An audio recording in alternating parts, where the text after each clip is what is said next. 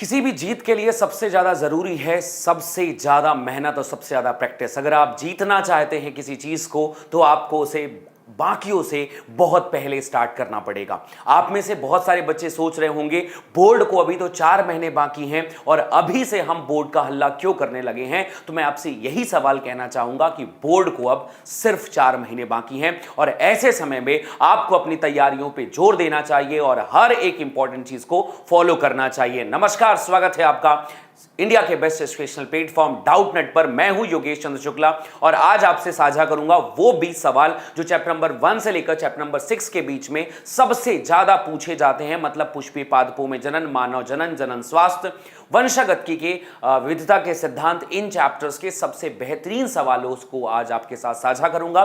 साथ ही उनके जवाब भी आपको दूंगा। तो अगर आप हमारे इस चैनल पे नए हैं तो सब्सक्राइब कर लीजिए, बेल आइकन प्रेस कर लीजिए और हमारी एक नई नवेली बैच जिसका नाम है क्रांति बैच अभी ऑन फ्लोर है। आप अगर उसे बैच को ज्वाइन करना चाहते हैं अगर आप, तो कमेंट बॉक्स में एक लिंक है, गूगल फॉर्म फिल करिए और आप हमारी क्रांति बैच को ज्वाइन कर सकते हैं। नीचे लिखे हुए नंबर पे 012471582550 पे कॉल कर सकते हैं, वो भी बैच आपको वहां पर भी मिल जाएगी। तो आज मैं प्रश्नों का संग्रह आपके साथ शेयर कर रहा हूं, साझा कर रहा हूं और प्रश्नों के साथ साथ उसके जवाब भी मैंने आपको प्रोवाइड करवा देने हैं, उसको भी मैं आप लोगों को दूंगा। तो चलिए शुरुआत करते हैं इन प्रश्नों को। आज आप मेहनत करेंगे, इन प्रश्नों को तैयार करिए ताकि बोर्ड में इन चैप्टर से अगर सवाल आते हैं तो छूटने नहीं चाहिए। टॉप 20 क्वेश्चन जो 5 मार्क्स के होंगे, आइए आपके साथ शेयर करते हैं। ये हमारी क्रांति बैच, कंप्लीट सिलेबस आपको करवाया जाएगा, डेली लाइव क्लासेस होगी, रिवीजन की मैराथन्स होंगी, चैप्टर टेस्ट होंगे, सुपर 50 पीडीएफ मिलेगा, स्टडी मटेरियल मिलेगा, हर चीज आप इस नंबर पे कॉल कर सकते हैं 012471582550 पे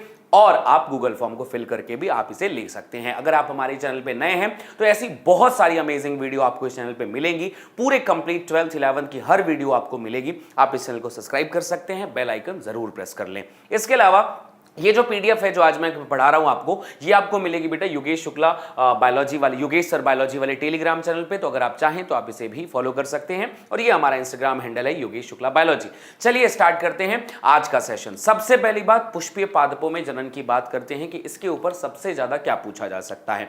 ये वो चैप्टर है जिसके ऊपर में डायग्राम से क्वेश्चन बहुत आते हैं और मैकेनिज्म से क्वेश्चन आते हैं। तो मेरा सवाल हमेशा बच्चों को ये रहता है कि इस चैप्टर में डायग्राम जरूर तैयार करें, जिनमें से सबसे इंपॉर्टेंट डायग्राम में से एक होता है और वो डायग्राम है हमारे सामने ये वाला, परागकोश का अनुप्रस्थ काट का चित्र। ये बहुत बारी पूछा गया सवाल है, यूपी बोर्ड, बिहार बोर्ड का फेवरेट प्रश्न है। 2015, 2017, इवन 19, 22 में भी पूछा गया सवाल है। तो आप इसे जरूर तैयार करें। ये डायग्राम आपको मैंने कई बारी बना के दिखाया है। अगर आपने अभी नहीं प्राप्त किया है इस वीडियो को, मैं मतलब नहीं देखा है, तो प्लेलिस्ट बना दी है मैंने, वहां पर जाकर आप इस डायग्राम को बनाना सीख सकते हैं मेरे साथ। और बहुत ही जल्द मैं आपको पूरे कंप्लीट डायग्राम की भी एक वीडियो दूंगा, तो आप इस चैनल के साथ जुड़े रहें, आपको जरूर मिलेगी।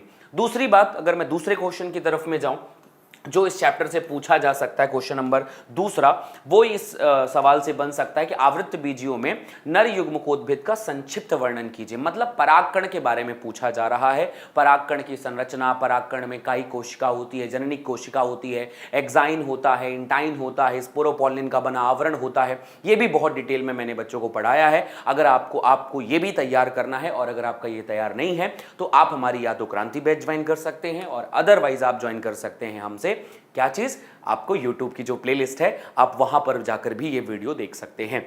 इसके अलावा अगर ये डायग्राम है, ये डायग्राम आपको पढ़ना है। वैसे अभी मैं फिलहाल सिर्फ हिंट कर रहा हूं, अगर आप हमारी पूरी क्लासेस चाहते हैं तो आप हमें ज्वाइन कर सकते हैं। इसके अलावा तीसरे क्वेश्चन की तरफ में बेटा अगर मैं देखूं तो परागण के ऊपर हमेशा सवाल आते हैं, चाहे वो वायु परागण हो, कीट परागण हो या जल परागण हो। अभी पिछले 2-3 सालों से वायु परागण पे क्वेश्चन नहीं आया है, तो इस साल हमारा पूरा अनुमान है कि वायु परागण पे जरूर क्वेश्चन आएगा। उस पर संक्षिप्त टिप्पणी लिखनी है। अगर आपको ये डिटेल में चाहिए, इसकी भी प्लेलिस्ट ऑलरेडी मैंने बना रखी है। इसके अलावा इसका आंसर भी मैंने यहां पर लिख रखा है। अगर आपको इसका आंसर चाहिए कि हम बोर्ड में कैसे लिखें तो अच्छा नंबर मिल जाएगा, तो इसका आंसर भी इस पीडीएफ में आपको मिल जाएगा। आप उसे देखकर अपनी तैयारियों को बेहतर कर सकते हैं। इसके ये पूरा मैंने नोट्स आपको डाल दिया है। आप इस नोट्स को जाकर पढ़िए, देखिए, समझिए और समझने की कोशिश करिए। अब मेरा वन ऑफ फेवरेट क्वेश्चन, मतलब हर साल हर साल इसकी संभावना बनी रहती है पूछे जाने की, और मैं इसकी महत्वता आपको बताता हूं। 9, 11, 12, 14, 15, 16, 11, और जिस बुक से मैंने इसे लिया है उसका वो थोड़ी पुरानी बुक हो गई, बट ये क्वेश्चन 20, 22, 21, 23 हर साल पूछा जाने वाला सवाल है। दोहरा निषेचन यूपी बोर्ड में, बिहार बोर्ड में, एमपी बोर्ड में, छत्तीसगढ़ बोर्ड में, हर जगह का सवाल है। तो इस प्रश्न की तैयारी आपको जरूर करनी चाहिए। इसका भी आपको मतलब पूरा ध्यान रखना है। ये चैप्टर, इसकी भी मैंने प्लेलिस्ट ये पूरी थ्योरी बना के डाल दी है, पर अगर आपको इसको मेरा हैंड रिटन नोट चाहिए तो आप हमारी वीडियो देख लीजिए, आप हमारा क्रांति बैच ज्वाइन करके आप इसे हमें ज्वाइन कर सकते हैं। इसके अलावा इस चैप्टर का छठवां सबसे बड़ा सवाल अगर मैं कहूं जो बच्चों से बहुत पूछा जाता है वो है भ्रूणकोश और भ्रूणपोष की तुलना कीजिए। ये कंपैरिजन बहुत पूछा जाता है, अगर आप इसे तैयार कर लेंगे तो आपके लिए बहुत बेहतर हो जाएगा। अब आप कहेंगे सर आप तैयार कर लीजिए कह रहे हैं, पर हम करें कैसे? तो बेटा मैं एकदम ऑप्शंस के साथ बता रहा हूं कि मैंने इस पूरी टॉपिक की प्लेलिस्ट ऑलरेडी बना रखी है यूट्यूब पे। अगर आपके इसके नोट्स चाहिए, प्लेलिस्ट पूरी चाहिए, फिर से रिवीजन चाहिए, लाइव पढ़ना है, तो क्रांति बैच ज्वाइन कर लो। अदरवाइज यूट्यूब में भी प्लेलिस्ट इसकी है, अगर आप वहां जाकर पढ़ सकते हैं तो वहां पे भी आप पढ़ सकते हैं। लाखों बच्चे उस प्लेलिस्ट से पढ़ रहे हैं, आप भी पढ़ सकते हैं। 5 लाख 6 लाख क्रॉस कर चुकी हैं वीडियोस, तो आप जाकर देखिए और हर वीडियो को लाइन से जरूर देखना, नोट्स बनाना, आपको जरूर समझ में आएगा। इसका भी आंसर मैंने यहाँ पे डाल दिया है, भ्रूणकोश और भ्रूणपोष का आंसर। तो अगर आपको वीडियो में लिखने में कोई परेशानी आए तो आपको ये नोट्स, आपको एकदम ऑथेंटिक नोट्स आपको मैंने यहाँ पर दे दिया है। इसके बाद इस चैप्टर से अगर 7वां क्वेश्चन मैं कहूं कि जो सबसे ज्यादा पूछे जाने की संभावना बनती है वो ये है अनिषेक फलन, बहुभ्रूणता, अनिषेक जनन के ऊपर में सवाल। ये वन ऑफ फेवरेट टॉपिक है नीट का, वन ऑफ फेवरेट टॉपिक है बोर्ड का। आप देख सकते हैं इस बुक में कि 14, 17, 10, 14, 15, 16 और जो हालिया पैटर्न है, ये तो पुरानी बुक हो गई है, बहुत ज्यादा मेरे पास पुरानी थी, उसको मैंने यूज किया, बट क्वेश्चन इंपॉर्टेंट है। 22, 23, 19 हर बार सवाल इसके ऊपर आए हुए हैं, तो आपको इसको भी तैयार करके रखना है। ये 7 प्रश्न पुष्पीय पादपों में प्रजनन के वन ऑफ फेवरेट टॉपिक हैं, one of best important topic हैं। आप इन्हें जरूर तैयार रखें। आपके पास पढ़ाया जा चुका है, साल मध्य में है, अगस्त अपन कंप्लीट करने की कगार पर हैं, और आपको ये पहला चैप्टर है और पहले चैप्टर के ये क्वेश्चन आपसे बनते हैं कि नहीं बनते। अगर नहीं बनते मेरे बच्चे, पढ़ना है, क्रांति बैच ज्वाइन कर लो, और अगर पढ़ सकते हो तो यूट्यूब से भी पढ़ सकते हो, वहां पर मैंने पूरी प्लेलिस्ट बना दी है, जाकर देखो, उसका आंसर भी मैंने डाला है, सब कुछ आपके सामने है। एक और प्रश्न, क्वेश्चन नंबर 8वां जब मैं इस चैप्टर से कहूं तो वो एक इस टॉपिक का बड़ा जबरदस्त क्वेश्चन बनता है कि आवृत्त बीजियों का जो भ्रूणकोश है वो कैसे बनता है। वो कैसे बनता है? 2 कोश की अवस्था, 4 कोश की अवस्था, 8 कोश की अवस्था, उसके बाद 8 में से कितने के पास न्यूक्लियाई बनते हैं, उनमें से, सॉरी कोशिका नहीं, केंद्रिका कहते हैं हम उसे। उसके बाद भ्रूणपोष कैसे बनता है, ये सब मैंने बहुत डिटेल में बच्चों को पढ़ाया हुआ है। यह भी एक प्रश्न, इसका डायग्राम, ये वन ऑफ फेवरेट टॉपिक है बोर्ड का, बच्चों से बहुत पूछा जाता है। तो ये 7 प्रश्न मैंने चैप्टर नंबर 1 से आपको बताए हैं, पुष्पीय पादपों में जनन से। ये मैं बच्चों को हिंट देना चाहता हूं कि बेटा आपको ये कंप्लीट करना ही पड़ेगा। अगर हम मानव जनन की तरफ में चलें तो क्वेश्चन नंबर अगर मैं 9 की तरफ देखूं कि 9वां सवाल जो जरूरी है वो है शुक्राणु जनन और अंडाणु जनन। मतलब साल कोई भी हो, कितनी बार भी पूछा गया हो, शुक्राणु जनन, अंडाणु जनन वो टॉपिक है जिसके ऊपर डैम श्योर सवाल आना ही आना है। तो आपको इस टॉपिक को भी बहुत लगन से तैयार करना है। मैं इसका एक शॉर्ट नोट आपके साथ साझा कर रहा हूं इस पीडीएफ के माध्यम से, आप इसे भी देखकर आप इसे कंप्लीट कर सकते हैं। बाकी आपको इसका डायग्राम बनाना, इसके तरीके समझाना, इसको एक्सप्लेन कैसे किया जाता है, ये सब कुछ मैंने यूट्यूब में और क्रांति बैच में एक्सप्लेन करना है, मुझे यूट्यूब में कर चुका हूं। आप इसे जरूर देखिए, कंप्लीट करिए और खुद को अग्र बनाइए। अब मतलब क्या बोलते हैं, अग्रहरी कहते हैं ना उसको, अपने आप को सबसे अग्रणी बना लीजिए ताकि आपको बोर्ड में पहले से ये सारी चीजें तैयार रहें, प्रश्नों के माध्यम से तैयार रहें। एग्जाम के टाइम पे ऐसा होता है कि बच्चे को पास पता होता है कि क्या है वो, लेकिन लिख नहीं पाते हैं, तो इसलिए अभी से लिखने की प्रैक्टिस कर लीजिए और इन 20 क्वेश्चन का एक पूरा नोट्स बना लीजिए और उसके आंसर लिख लीजिए कि अगर ये आ गया तो मैं एग्जाम में ऐसे ही लिखूंगा। याद रखना, प्रैक्टिस मेक्स मैन परफेक्ट। ठीक है, आपको आपकी जो बार बार आपका जो अभ्यास है वही सर्वश्रेष्ठ व्यक्ति बनाता है, ये बात आपको याद रखनी है। इसके अलावा अगर क्वेश्चन नंबर 10 की तरफ में बढ़ूं मैं, 10वां सवाल, ये भी मादा जनन तंत्र, नर जनन तंत्र, अल्टरनेट ईयर में हर साल इसके ऊपर संभावना बनी रहती है। आप किसी भी बोर्ड से हो, मादा जनन तंत्र, नर जनन तंत्र का डायग्राम जो है वो आपसे बहुत हर साल, ये पिछले साल का पेपर है, ठीक है, पिछले साल का 2023 का पेपर है, वो उसमें पूछा गया। ये 22 का पेपर है, ये देखो इसमें भी पूछा गया। ये 3 नंबर का फेवरेट क्वेश्चन में से एक बनता है। डायग्राम पूछ दो, ज्यादा आसान है डायग्राम पे क्वेश्चन आना। ये नर जनन तंत्र का डायग्राम है, ये शुक्राणु का डायग्राम भी बहुत पूछा जाता है, और ये मादा जनन तंत्र का डायग्राम है। मतलब कुल मिलाकर ये प्रश्न आपके लिए बहुत ज्यादा जरूरी बनते हैं। ये अंडाणु जनन की बात कर रहा था मैं, ठीक है। ये प्रश्न जो आपके सामने हैं, इन प्रश्नों को गहनता से पढ़ना है। मैं आज आपको सिर्फ प्रश्न का हिंट देने आया हूं, पढ़ा तो मैंने सब कुछ दिया है, पर इन चीजों को ज्यादा गहनता से पढ़ो, ज्यादा मन लगाकर पढ़ना है कि अंडाणु जनन से आप क्या समझते हैं, सचित्र वर्णन कीजिए। ये 3 नंबर के सबसे इंपॉर्टेंट प्रश्न है, शुक्राणु जनन, अंडाणु जनन और आपका मादा जनन तंत्र, नर जनन तंत्र। ये 4 प्रश्न बनते हैं इस चैप्टर से, और चारों में से 2 तो जरूर आने ही आने बनते हैं। इसके अलावा ये 4-5 चैप्टर हमारे पास हो गए। अगर मैं यहां पर 8 और 4 12, यहां पर 13वें नंबर का प्रश्न पूछूं कि इससे क्या पूछा जा सकता है, जनन स्वास्थ्य से।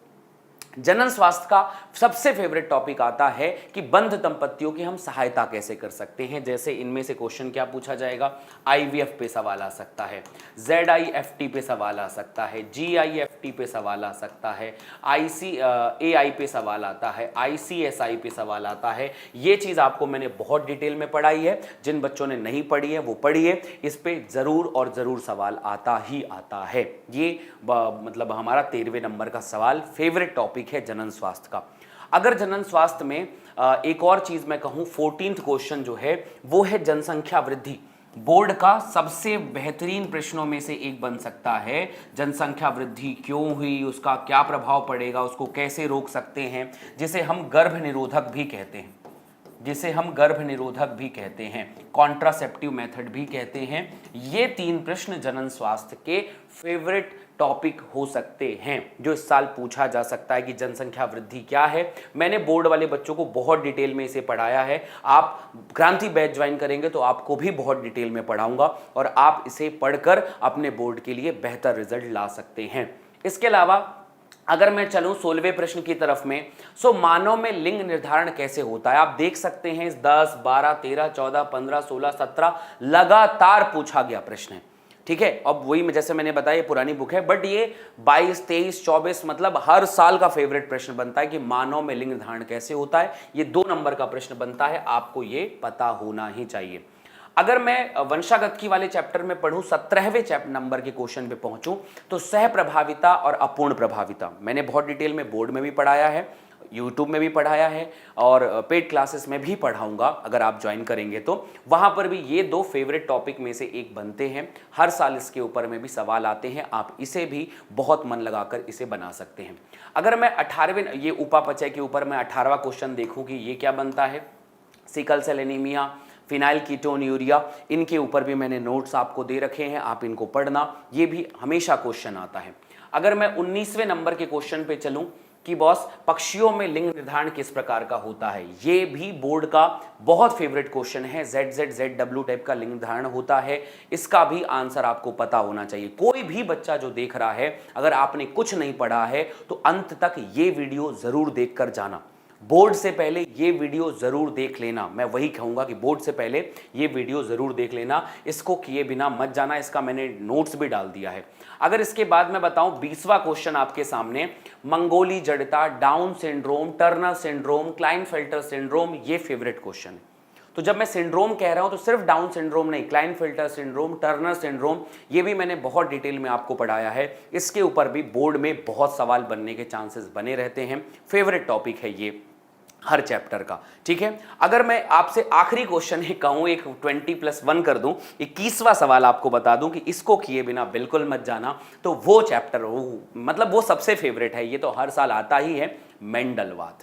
कि मेंडलवाद क्या है, मेंडल के नियमों की व्याख्या कीजिए, मेंडल ने कितने गुण लिए थे, मेंडल के विपर्यायी लक्षणों की बात करिए, मेंडल के एक संकरण, द्विसंकरण, प्रभाविता का नियम, अपूर्ण प्रभाविता का नियम, सह प्रभाविता का नियम, स्वतंत्र विव्यूहन का नियम, पृथक्करण का नियम, इन नियमों पे हमेशा सवाल आते हैं। तो ये 5 चैप्टर के, मतलब फिलहाल मैंने सिर्फ 4 चैप्टर के 20 क्वेश्चन दिए हैं, मतलब हर चैप्टर से लगभग 5-5 प्रश्न, और ये 5-5 प्रश्न आपके बोर्ड को बहुत गजब की तैयारियों के साथ बदल सकते हैं। तो इन प्रश्नों को आपको करना बहुत जरूरी है। बोर्ड से पहले इन प्रश्नों को जरूर देख कर जाएं, आपको इन्हें चूकना नहीं है, आपको इन्हें छोड़ना नहीं है। अगर इनको छोड़ दिए तो आप बहुत पछताने वाले हैं। सो प्यारे बच्चों, मैं पहले से बता रहा हूं, मतलब वो मेरे पिताजी हमेशा कहते हैं कि अग्र सोची सदा सुखी। अग्र सोची मतलब जो बाकियों से पहले सोच लेता है वो हमेशा सुखी रहता है, क्योंकि मतलब वही होती है ना कि यार जब जंगल में लगी आग तब पानी बुझा लेने जाओगे तो आग लग जाएगी, तो पानी बुझाने का कोई मतलब सॉरी, आग लग रही है